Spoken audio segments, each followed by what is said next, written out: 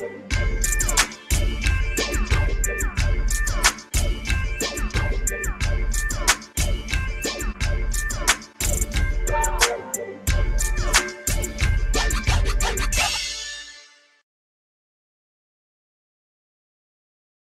welcome to Behind the Podcast, the show where we bring you your favorite podcast hosts and we get to know them just a little bit more, just a little bit, just on the surface. That's it. We don't want to get too deep. Not this show. We don't want to get too deep in the show. I'm your host, Adamo Barbieri. We're on getvocal.com. We're live streaming on Facebook, Periscope, YouTube, all that good stuff. But guys, click on the link. Join us here on getvocal.com. Join the conversation. This whole platform is for the fans of these podcasts to interact with the hosts. It's truly a lot of fun. We get your opinions, ask questions, whatever you want, talk to us. We're all open books here. We're not hiding anything. What I love so much about doing this show, I would say, is that I get to jump into these different realms. I mean, today we're talking about football. Some people call it soccer. I call it soccer. I'm from Canada. My first guest, David Edgar from the Heart and Hand podcast. He calls it football, of course, and we're going to be talking about the Rangers FC in the Scottish Premiership League. And later on joining us, we have Chris from Across the Pond podcast. That's going to be a lot of fun, and we're going to have some overlap here and just talk about footy. I think they call it footy on the pitch. I don't know. I'm sorry if I offended anyone by saying that. But anyways, our first guest is David Edgar. David, get on out here. Let's get talking. Hi, Adamo. How you doing? Hey, thanks very much for joining us today. Yeah, my pleasure. Nice to be asked. Nice to talk about a passion that's now also my job. So, yeah, exactly. And we're going to get all into that because that's amazing that you could turn something like this into your career. You know, you got to do what you love. And I hopefully one day I can get there. Well, I mean, that's the thing. If you'd said to me when we started this that I would be in an opportunity where I get paid to talk about the football with my friends, which is essentially what I would be doing anyway. We're not paying you for this, by the way. No. But I get to I get to see my face and realize how old I'm getting, which is maybe. No, you look great. Don't say that. No, now you can see why we're mainly a voice only. Yeah. Yeah. No video. Although some of my new, we've got a lot of kind of new presenters. We've had a real drive to get in, especially female presenters, to the show over the last year or so, because football in the UK is traditionally seen as a very male thing. And I thought, well, that doesn't reflect what I see when I go to the games now. Mm-hmm.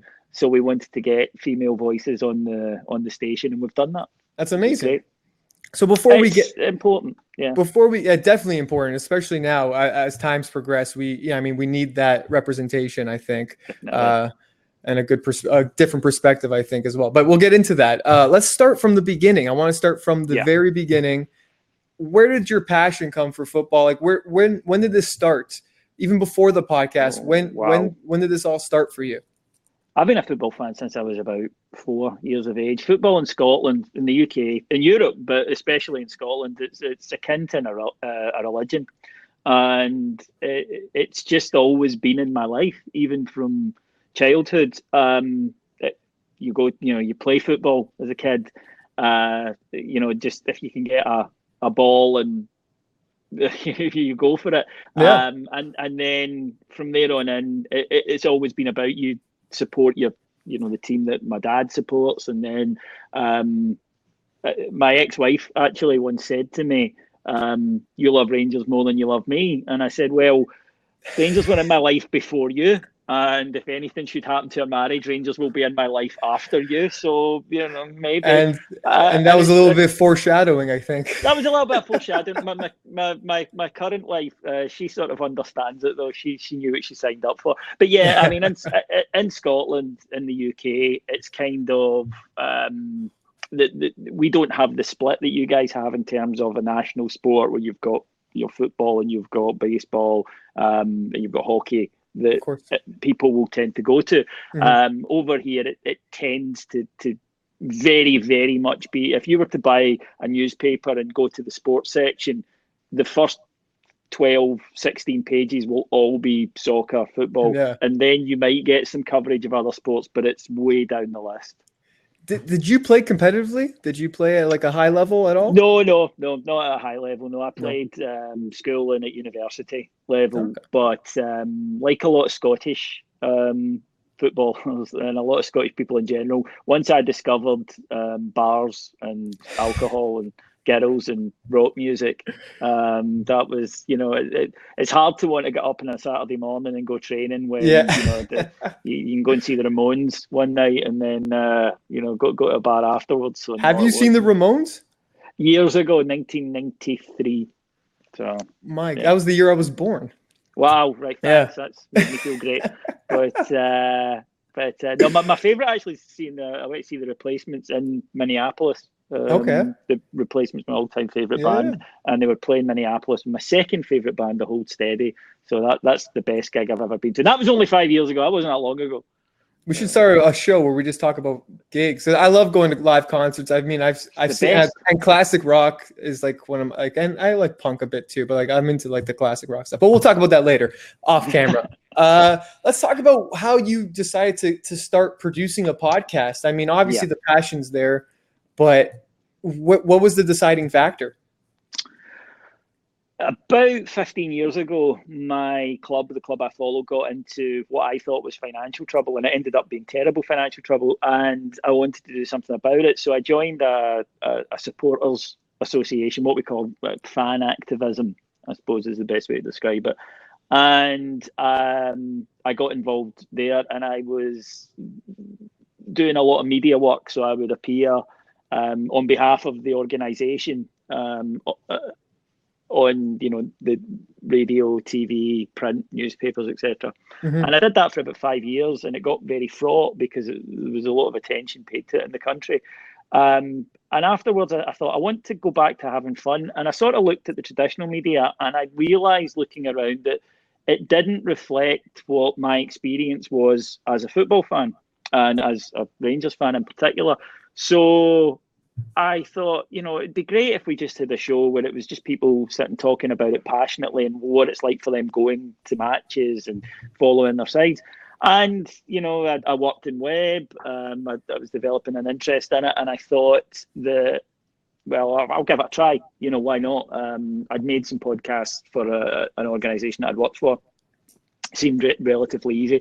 Mm-hmm. Compared to now, it's not. I mean, even this is 10 years ago. We started in 2010, and even then, you were talking, God, maybe you'd all have to get together to record it. And then to take it away, download it and edit it, the whole process took 12, 15 hours, whereas now I can knock out a podcast and have it live inside an hour, perfectly edited, better. But I thought we had a good show, and I think that's key. See, for anybody who's maybe out there thinking, I want to launch a show, I've got an idea, that's the best way to do it. What I think is a sure way to fail is to start off saying, I want to be a successful podcaster, and then look for an idea.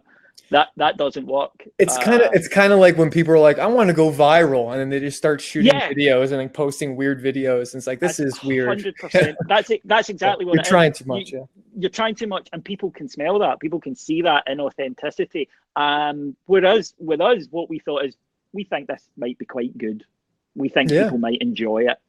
If we get 100 people listening, if we get 1,000 people listening, that's great. It doesn't matter. So we did it, and fortunately, because I had a slight public profile, it meant there was enough interest in it that we got a production company straight away. The first week we went to #1 on UK iTunes sports podcast chart. Oh, wow.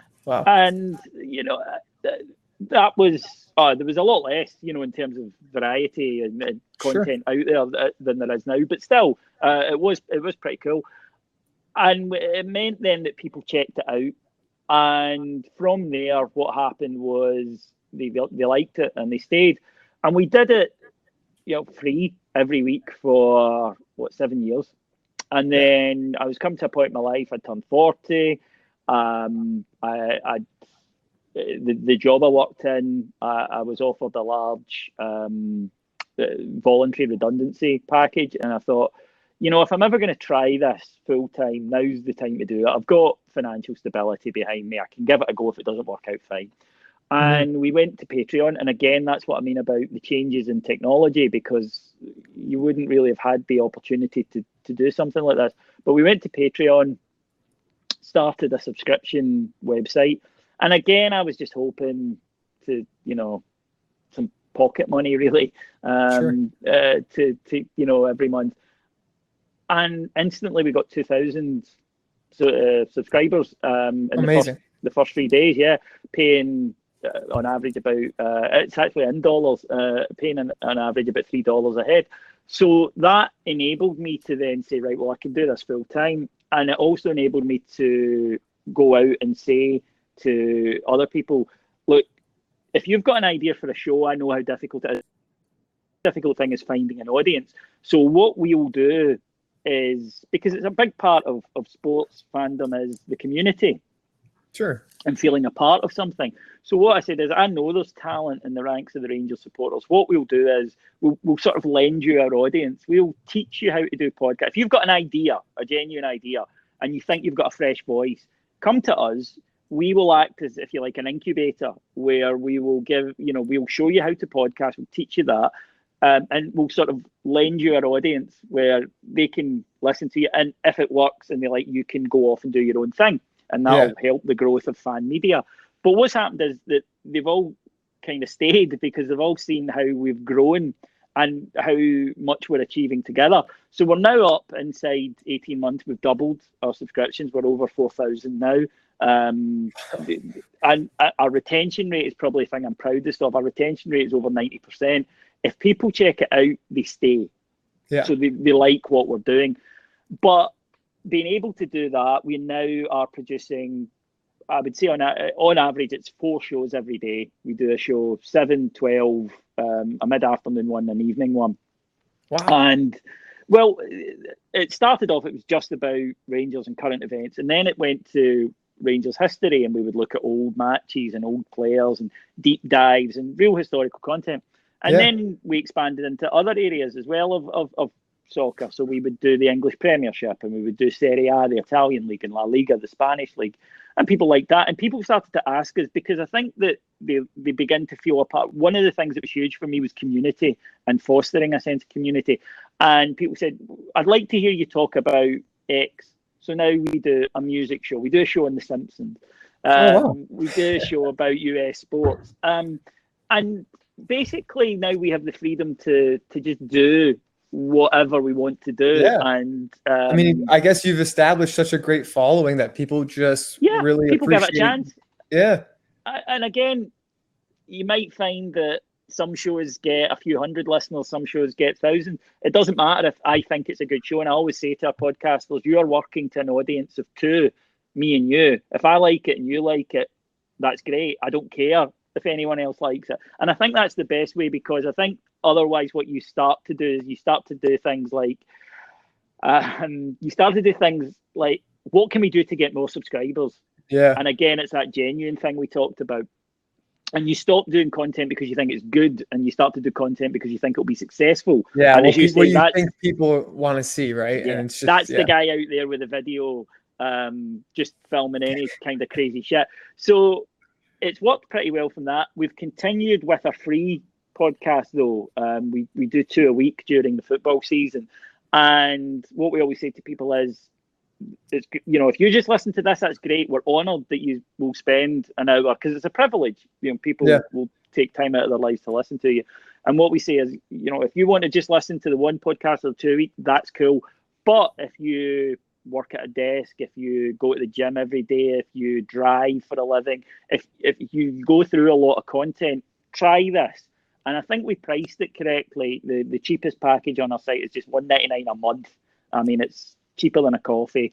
And if you like one show a week out of the 25 that come out, it's worth the money. And people have kind of dug what we're doing. And now we're at a stage where I think we're at a stage where we can now actually turn this sort of DIY punk thing. Maybe ready to sign with a major label would be the musical There you description go. of it. Yeah, I think we're Nirvana. We're just moving off Yeah, Sub Pop and we're going to Geffen. yeah. But it has been totally organic. We've not advertised. We really were keen on word of mouth. I'm into that. As you can probably tell, I'm into that sort of DIY punk, Sure. that scene. And I've never liked the idea of just watch us. I'm much more into, using our social channels, but it's still us, And I love when people say, "Oh, I got my brother to sign up. I got my neighbour to sign up. I got my sister to sign up." That to me is the biggest recommendation that you can get, because that's someone who's going out and acting as an advocate for your brand, not because you're paying them to, but just because they like it. So let's talk about why the Rangers, and why are the Rangers your team? And let's talk about Yeah. you said you do a podcast about the history and everything. So from what as I told you before this show started recording, I don't know much, but I have been doing my research, and it seems that like the Rangers and the Celtic squad are like over the last like 30 years are just the number one team consistently, back and forth, back and forth. Yeah, So I can understand why the Rangers have such a big following, but so why? I guess let's just talk about their history and where they've come from and where they are today.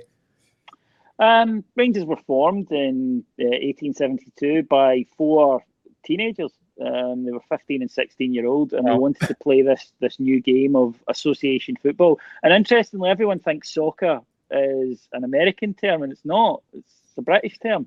I actually learned that our next guest from across the pond, I read that on their website. I didn't know that at all. People think it's a term of abuse, and it really isn't. But they wanted to play this new game called association football. So they formed a football team, and they formed a club, as I say, 15 and 16 years old. And it grew and it grew, and the popularity of the game grew. And over the years, what happened in Scotland was you had Rangers, who represented the Protestant community, or was seen to represent the Protestant community, and you had Celtic, who were seen to represent the Catholic community. Oh, okay. And back then, in the early part of the century, there was a lot of tension. I wasn't about, thankfully, so I didn't see a lot of it. Yeah. But these two teams, they are the biggest clubs in Scotland by a mile. I mean, they're two of the biggest clubs in the world. And they came to represent not only a sports team, but almost an entire way of life and a belief system.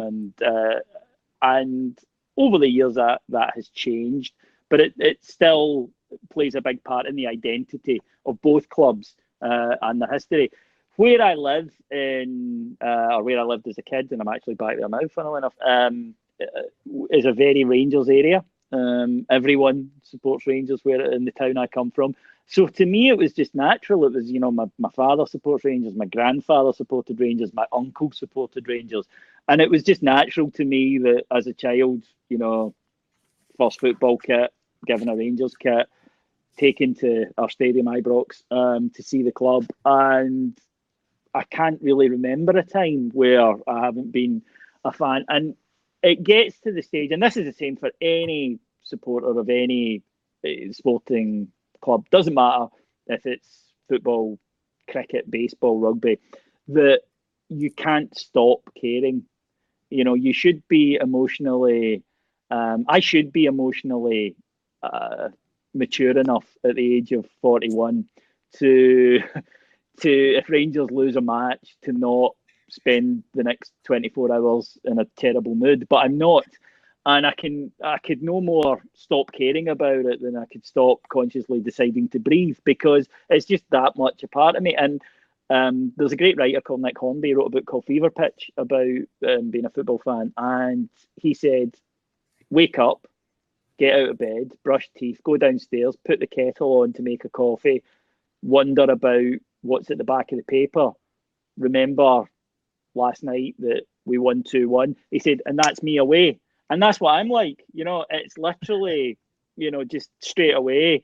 And then you meet other people and they're the same, and you become a part of the community.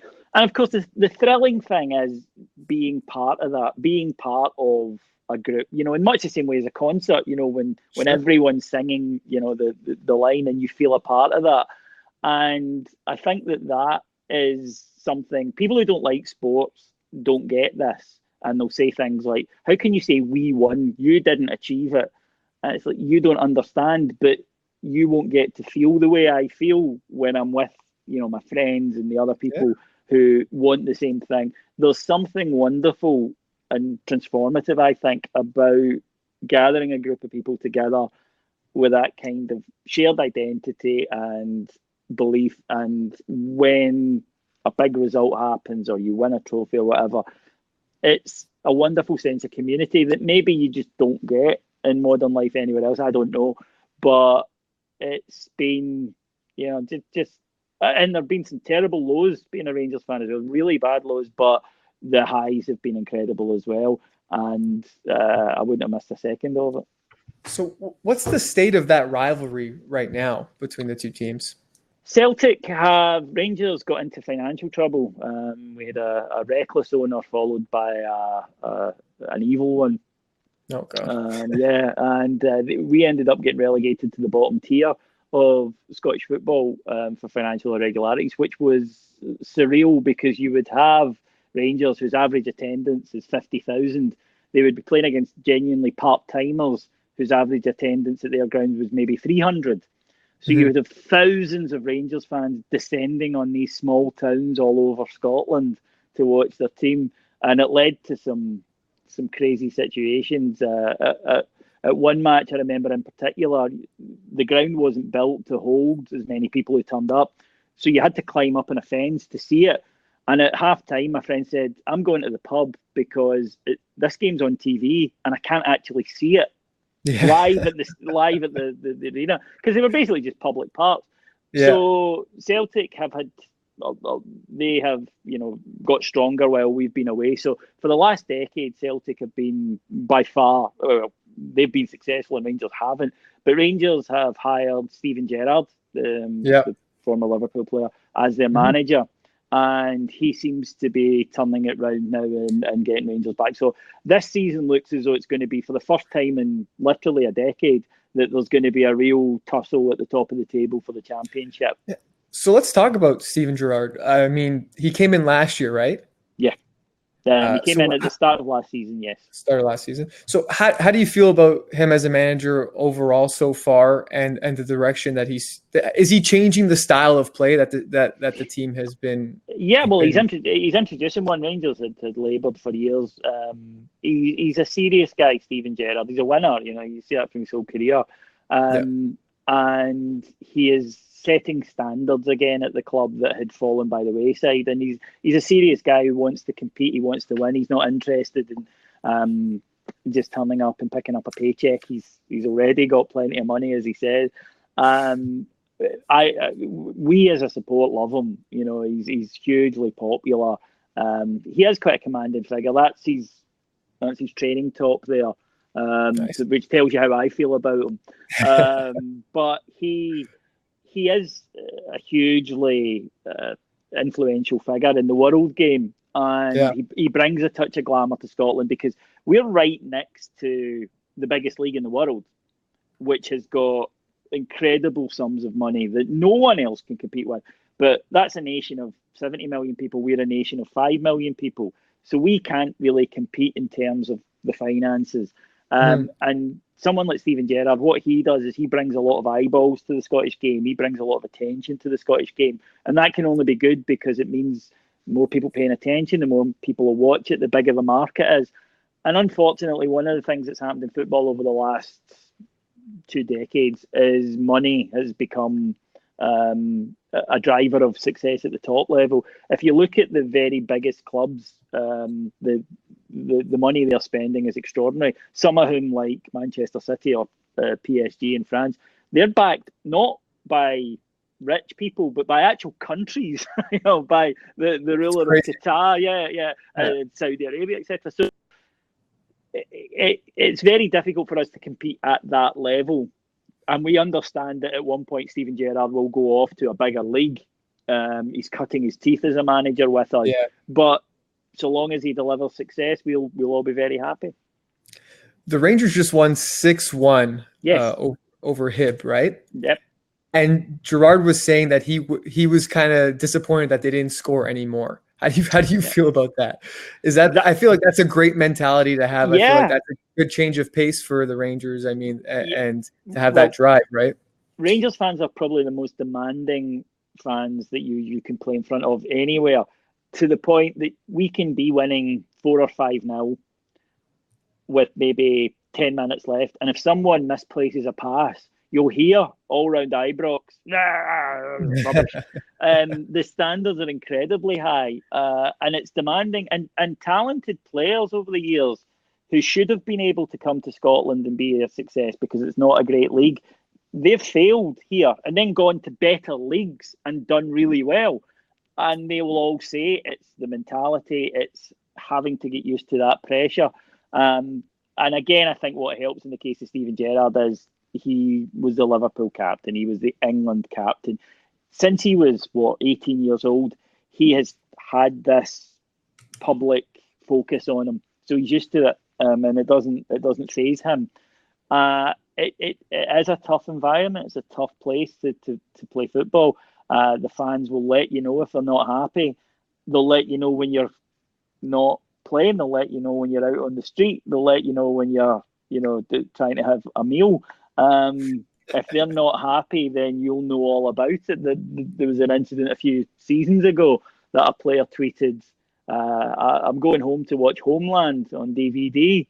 And instantly, and I mean instantly, there were about 1,000 tweets saying, why are you going home? You should be back training. You're rubbish. You need to get better. That's what you have to live with as a Rangers player, and to be fair, as a Celtic player. There was a great quote by, I think it was a former Celtic manager, who said the problem with Glasgow is half the city hate you and the other half think they own you. And that is through. So wherever you go, you can't get away from it. It's constant. Some people thrive. Cutthroat. Yeah, some people thrive under that pressure, but a lot of people who are talented, they fade. Yeah. Guys, we're live on getvocal.com. You're watching Behind the Podcast.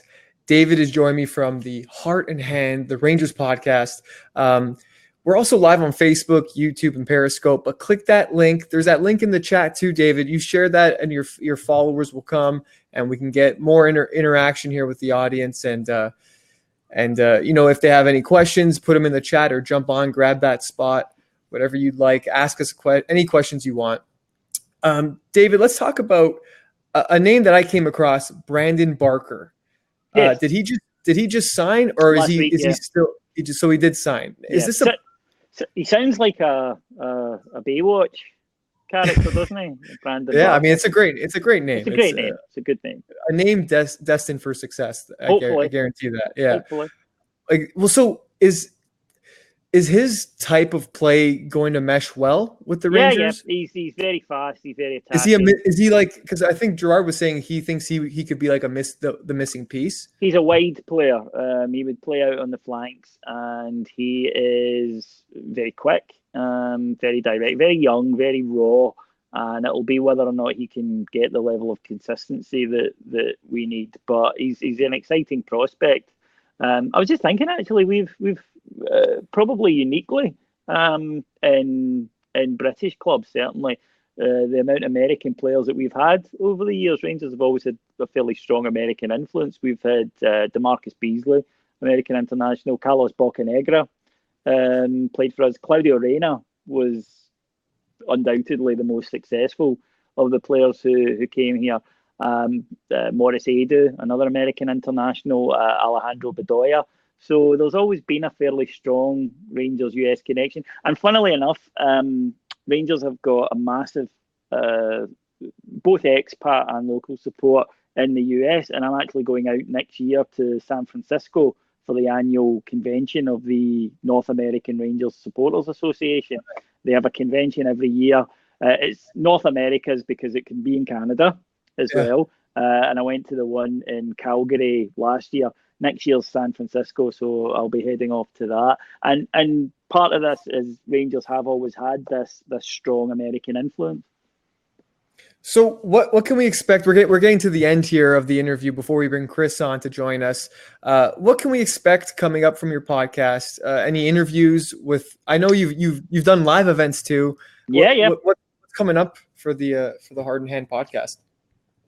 Well, it continues to grow. I mean, the amount of new shows that we've got, the amount of new podcasters, we now have a roster of about 25 podcasters who are regularly contributing, which is great because it means that you don't just get the same voices all the time.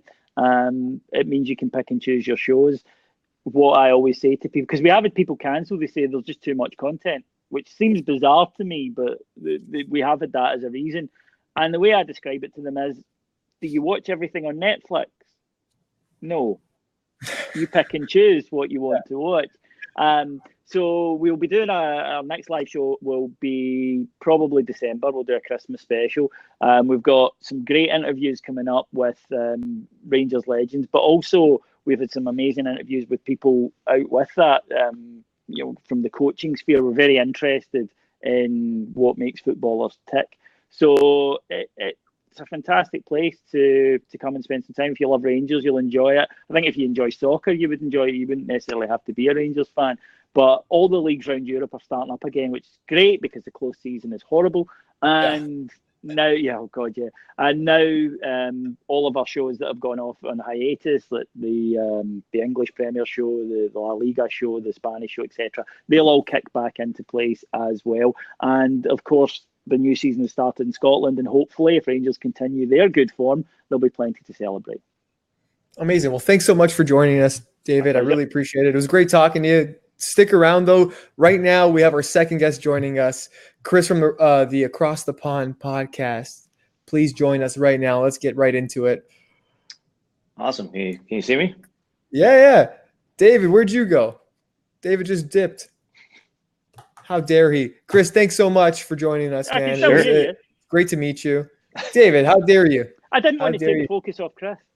No, let's talk.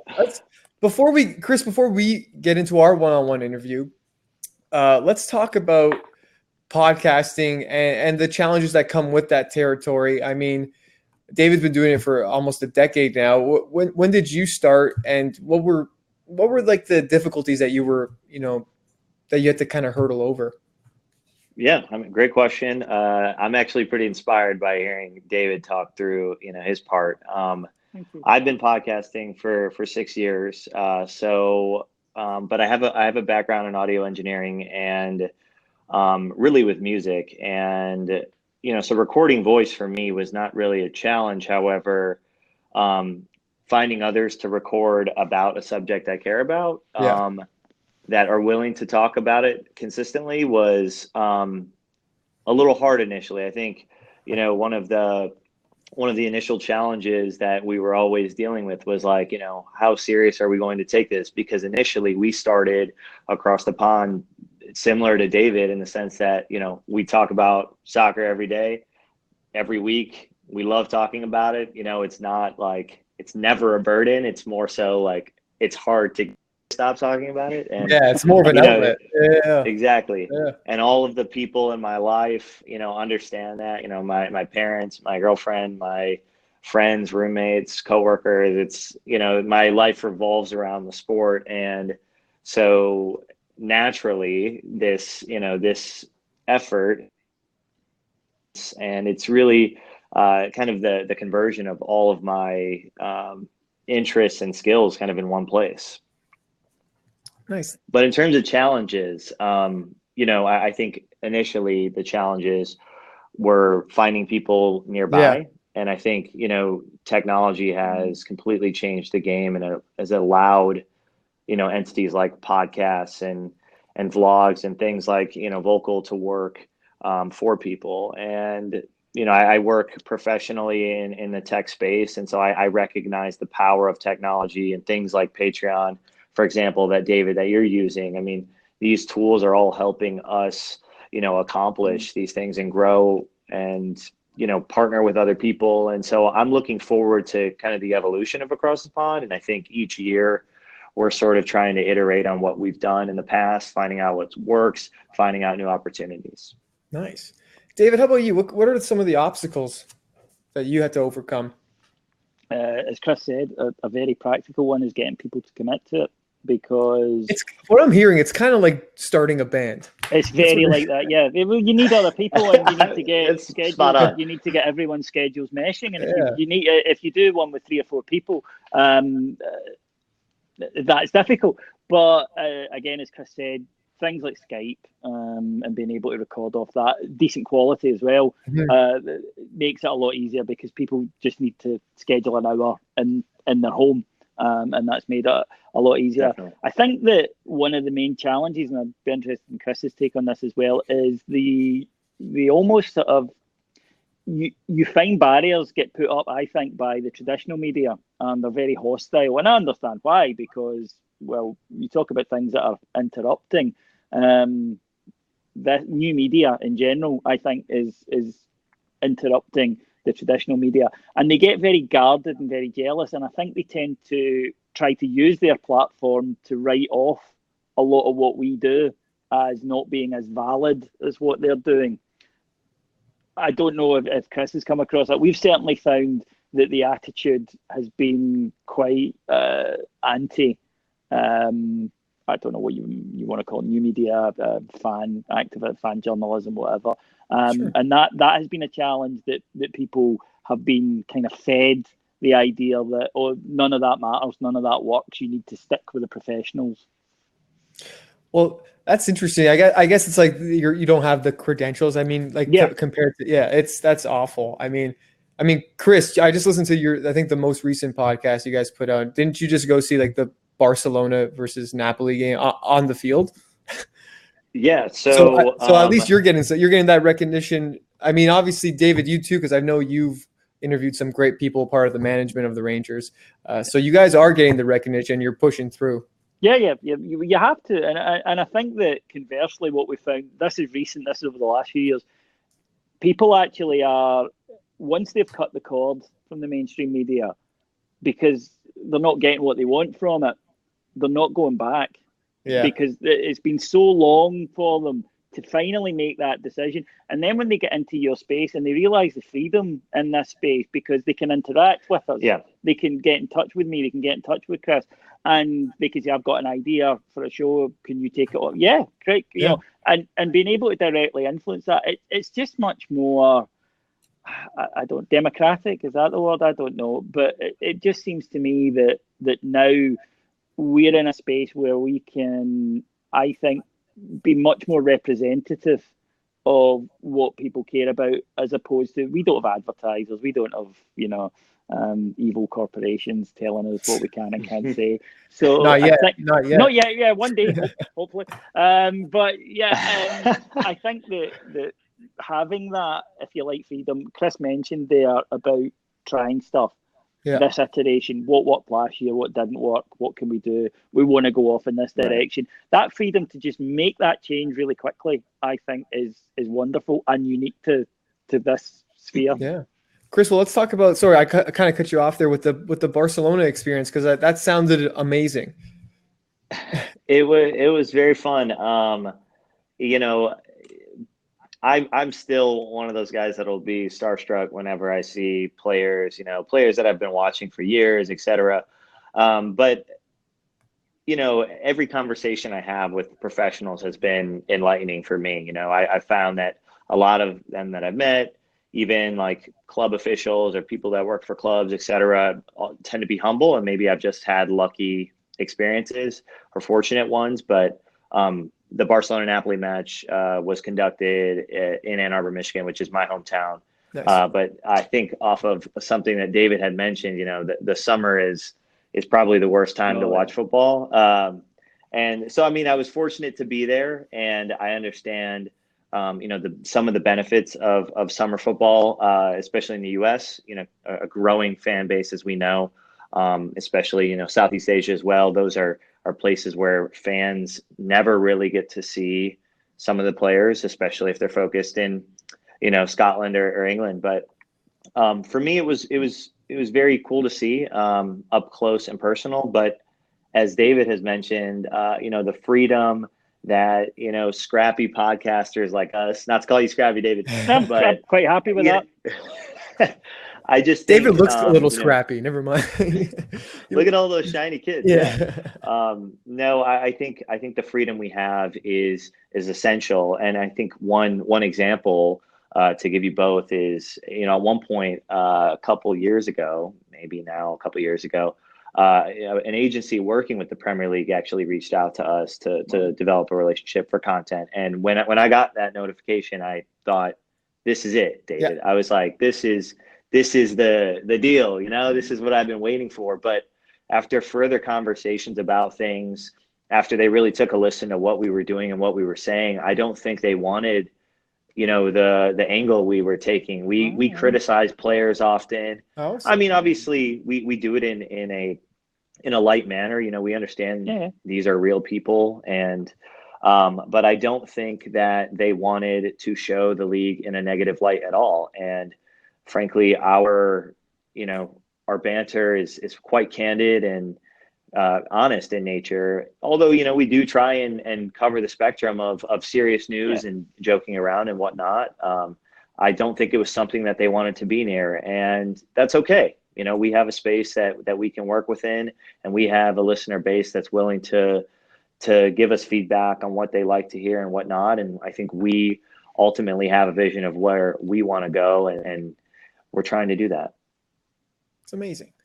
That's really well said. I guess they do want it because they're so traditional. They want to kind of steer away from any controversy or kind of keep the peace. And I guess you just got to keep at it like that.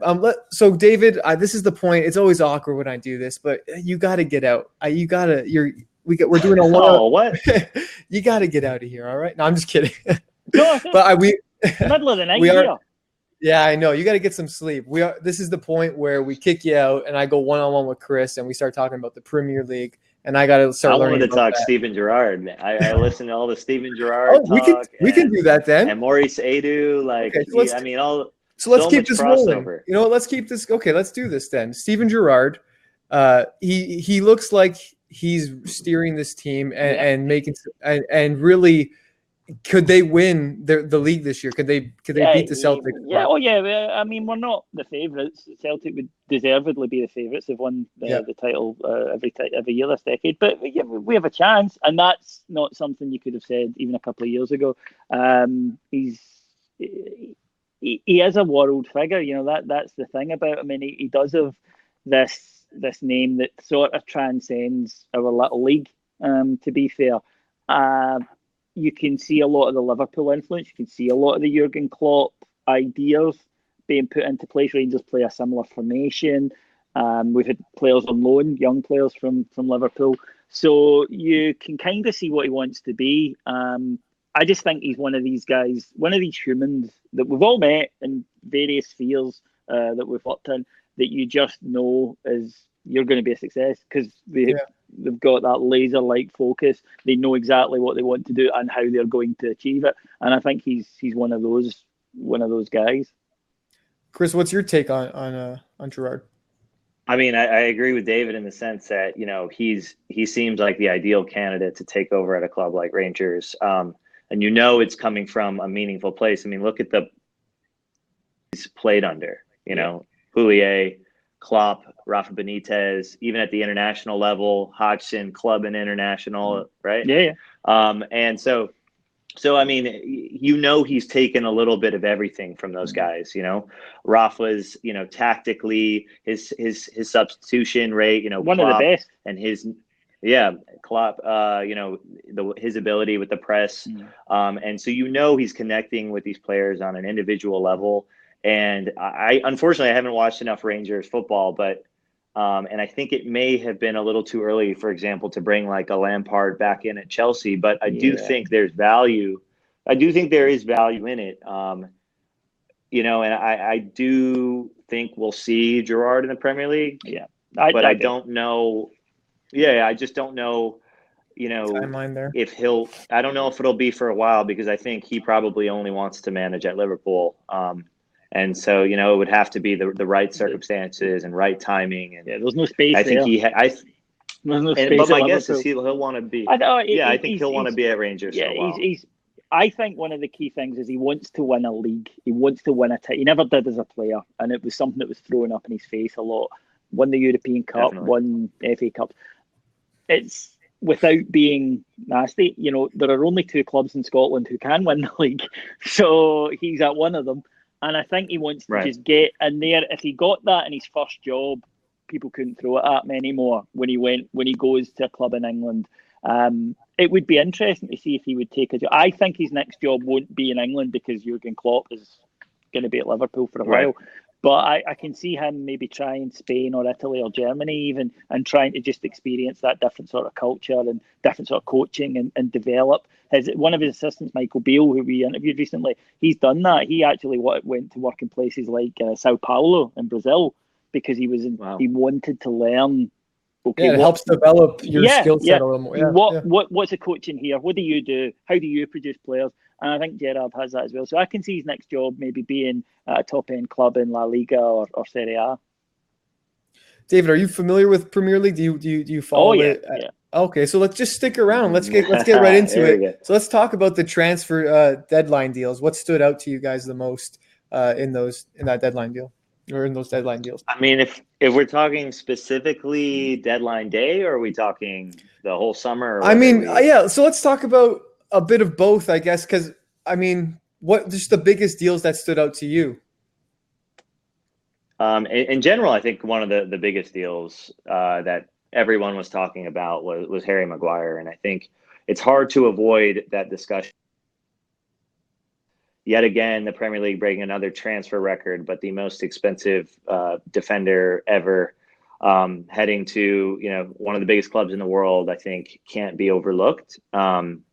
Manchester United is just a place that has been struggling at center back to really solidify personnel there. And so I think they really needed to reinforce. And I personally think the Maguire move was the right move as Manchester United. I think, if money's not an issue, you have to spend the money on key positions like that, and Wan-Bissaka right next to him. I think they're going to look a lot better in defense this year, which I think was a place that they've been struggling for 3-4 years now.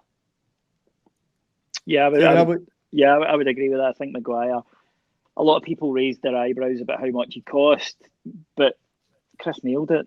Money doesn't mean anything to these clubs. They have so much of it. Not to mention. Yeah, exactly. So they signed him, and he will improve their team. Wan-Bissaka will improve their team. I think one that maybe passed a little under the radar to the weekend is a chap called Tanguy Ndombele, who's just signed for Spurs, who is a tremendous footballer. I watched him a few times in the Champions League last season for Lyon, and he is one of these modern midfielders who's pretty good at everything. He can tackle, he can pass, he can run, he can go box to box, he can score. And I think that scored a phenomenal goal this weekend. That got them back into it. The Peach on his debut. Look, he can do that. But if you want him to sit in front of the defence and make tackles, he can do that. And he was just exactly what Tottenham needed, because I think that there are clubs who sign really. Manchester City, for all their money, sign really well. They sign players that will fit in rather than being, I think, drawn to names. It is tempting for clubs to do that thing of, well, he's a big name and he's a big name, and let's buy all the sensationalized. Yeah, let's get them all together. Yeah. And it rarely works. Teams with 11 superstars don't tend to get on that well. You're better having 2 or 3 and then guys who know their role. I suppose that you couldn't have an army company with no privates, but a lot of captains and generals. Sure. And I think that it's the same for a soccer team. I think you do need to do that. So I think he'll do very, very well. I think Rodri at Manchester City, 65 million. Their only weakness that I could see last season, and it was barely a weakness, was that if Fernandinho got injured, that was always it. That was it. But that's it. That was literally the one thing. Their squad's amazing, Chris, isn't it? It's just dynamite. Yes. Manchester City has to be mentioned because they also brought in Cancelo from Juventus at right back, and another place that maybe if Kyle Walker had been hurt, he also just in comparison to everyone else on the field for them, he's not the best player on that team. And I think Cancelo offers another option to make that position more competitive. Guys, so from the newly promoted teams, who looks more competitive to you? Like, or who can really be a threat, I guess, in the league, in your opinion? I think Villa will stay up comfortably. Do you want to go first? Yeah, sorry, yeah. I think Villa will stay up comfortably. The other two I kind of fear for. I think Norwich and Sheffield United. Norwich can't defend, and I don't see enough goals in Sheffield United to keep them up, which is a shame. But they'll make a lot of money. There you go. Yeah, I mean, even with relegation, they'll get the parachute payment from the Premier League. But I do think Norwich did show some bright spots despite the scoreline.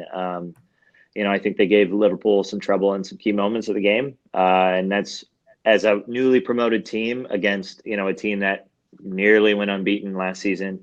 I think that, and the Champions League winners, I might add. I mean, you can't be too mad at that. I think they showed some great things offensively, but yeah, defense.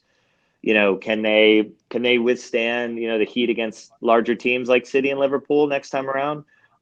We'll see, but I think they're good enough. Norwich are good enough that they could potentially stay up, but they'll be closer to the bottom. I think 15, 16, 17 if they do stay up. Yeah. Is the Premier League going to be as competitive as it was last year, do you think? Chris? I personally, I'm going to say not at the top. I do think City is still going to win. I'm a Liverpool supporter though, but and it pains me to say that, but I think I see Liverpool's weaknesses with the heavy fixture load this year, unless they exit Europe early, which would be a disappointment. I think Spurs got better, which is good, but I still don't think City's gonna let off the gas. Yeah. Yeah, David? I think Chris nails it purely because of the squad that Manchester City have, that they can afford to take an injury in any position and replace him with top quality. Nobody else can do that in world football. I don't think that there's a squad that has the depth of talent that they have. What would concern me about Liverpool is that Liverpool's starting 11 is fantastic. They're the European champions on merit. And that 1-11 I'd put up to go and play anyone. A couple of injuries though, other replacements quite up to the level that you need. I agree. Spurs will get better. Spurs will be a bit closer. United, I think, will get fourth in that Champions League spot. I don't see much from Arsenal because they haven't solved the defensive problems. And Chelsea, Chelsea, I think, will. If someone's going to drop out the top six, and now you've got Leicester, Everton, and Wolves already to make that dart to the top six. Chelsea, okay, it was a terrible result, but I looked at the squad and I'm not seeing a top six squad there. Might be wrong. I hope I am because I like Frank Lampard, but it's going to be a long year for them. And they can't buy players at the moment, Adamo, because they have a transfer ban, so they can't. The squad. Gotcha. Right. I mean, I think the thing you called out, David, is that the Premier League itself is a campaign. It's 38 match weeks. It's very long. It's very taxing. Add in 2 domestic competitions, maybe a European one, and that's up to 50 plus games. And if you're doing well in all of them, which a lot of teams near the top are trying to. And really, City's the only team built for that, and I think that just shows that we're in a new era of the Premier League. They were not too long ago. Leicester won the league with nearly the same 14, 15 players playing the whole season, and that just can't happen across 5 competitions. So, guys, we're coming to the end of this show, so I'm trying to figure out. I mean, this has been I wish we can go a little longer. Maybe we can. Because I feel like we barely touched upon any of the notes, but I want to talk about the predictions that you have incorporated in your community, Chris, with your audience. Sure. Do you want to just talk a bit about that and how that works? And even I just in prepping for this show, I just quickly did it, and I didn't know what I did, but it felt amazing. So excellent. I love to hear that, Adama. honestly, just a quick recap. Our podcast offers a prediction league, a Premier League prediction league, where we invite anybody, your mom, your sister, your significant other, you name it. We ask that you predict all 10 matches of the week. Sometimes there will be more mid-season when we have midweek matches, depending on what's going on. But you get 1 point for the correct result, no scores. So if you pick a draw, you get a point if the teams draw. But we're giving away 12 kits all year. We gave away one already. Nice. Through a partner with Away Days, who provides some mystery kits to winners. And then the winner, the grand total winner at the end of the season, will get a Premier League kit of their choice. And ultimately, this is just to, help us engage with some of our listeners and our followers, offer some kits for them, grow their interest in maybe some teams that they may not be following. Everybody has a team if you're watching. Well, most people do, but not everybody is watching, Sheffield United, Bournemouth in the opening weekend of the Premier League. I did, but not everybody. So, for me, it's great to see, people's, I guess, grown interest in some of the other clubs, especially promoted clubs. It's pretty fun. My girlfriend got 7 correct matches right, and I had fewer. I won't share my score, but she beat me this weekend, and I really couldn't say anything. Was she just guessing, or how did that? Or is she a fan like you? She's trying to become one. That's great. So yeah. So I think we're just trying to pull in maybe the fan who may not be as engaged, but wants to be, and I think we're offering that gateway in, and they can come along and listen to, we don't just talk about remedial stuff throughout the year, but we try and cover a range of things for everyone. But ultimately, our knowledge, I like to think that our knowledge of the game is fairly up there, and we're trying to pull people along with us. Nice. Well, to maybe look at some things that aren't covered in traditional media, like you had referenced, David. Maybe some nuances. How is somebody preparing the pitch on match day? People don't know that stuff. That people water the grass before the match, or they cut it to this length, and so. Like I mentioned, guys, there's only a couple minutes left here, so I think we kind of do like a bit of a lightning round, where I just bring up maybe a headline that happened the last week or so, and you tell me, the repercussions, or the effect it's had, and your opinion on it. Nick Pope, he's returning after a year or more than a year. How do you feel? He has to kind of prove himself, right? That's what he said. I think he even said he feels like he has to kind of prove himself all over again. I mean, I think maybe he needs to prove to himself that he's still healthy, but I think that job's going to be his ultimately. I think Joe Hart's the one who needs to be concerned. Really? But David, personally, what do you think? Yeah, I think there's pressure on him because Burnley have let go a very good goalkeeper to Aston Villa, a guy called Tom Heaton, who you'll have seen at the weekend, Chris, had a superb match actually against Tottenham. So there is pressure. There's a goalkeeper behind him who maybe is past his best, but still reliable. And if he's not up to speed quite quickly, then the temptation for the manager is to just swap him out. And that's the problem with being a goalkeeper. Any other position on the park, you can play somewhere else. But if you're a goalkeeper, there's only one starting jersey, and you'll either get it or you won't. Yeah. So staying on the topic of goalkeepers, the Liverpool goalkeeper Alisson is injured with a calf injury, out. I read 4 to 8 weeks. I don't know if that's changed since I read that. Ooh. How does that affect Liverpool, and what happens to their season? Well, another deadline deal was Adrian, former West Ham keeper and Spanish international, and I think he is a guy who has played pretty well in the Premier League. I think Liverpool will be fine in that span. Some big matches there, but the offensive power will continue to thrive. But again, speaks to the quality that maybe a City may have, and in terms of their depth. Yeah. I think Liverpool were fortunate to maybe bring in Adrian and get rid of Mignolet before the window ended. Yes. I wasn't very impressed with Mignolet in the summer, so it was, I think, a very fortunate and lucky situation that Mignolet had exited. One more. This is for both of you, Tottenham. What's their season going to look like with Christian Eriksen? Is he going to stay? How do you see that playing out? We can start with David and we'll end with Chris. Go ahead. I'm not sure he'll leave.